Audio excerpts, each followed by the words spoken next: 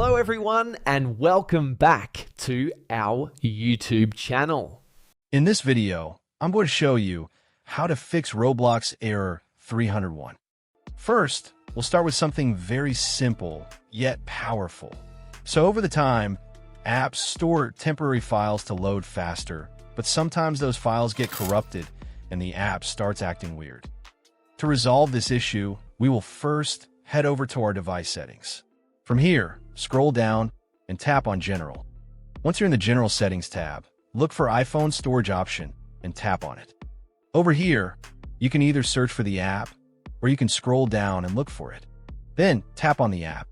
On the next screen, you need to tap on the Offload App option. A confirmation pop-up will come up. Now tap on the Offload App option here. It'll take a bit for processing, and then a reinstall button will show up. Simply tap on it to reinstall the app. This should resolve the issue, but if it doesn't, then you need to check if the app is running an older version. Head over to App Store. From here, double tap on this search icon in the bottom right corner, and then search for the app. Once the app comes up in the search result, and if you see this update button right next to the app, simply tap on it to make sure you're running the latest version of the app.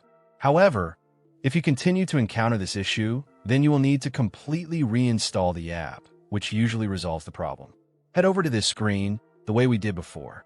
And over here, tap on the Delete App option here to uninstall the app from your device. A confirmation pop-up will come up.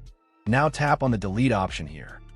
Once uninstalled, open up App Store and search for the app in the search bar. After the app comes up in the search result, simply click on this cloud icon to install it back onto your device.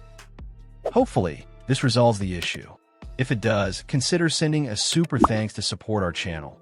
And also don't forget to hit the subscribe button. We'll see you in the next video.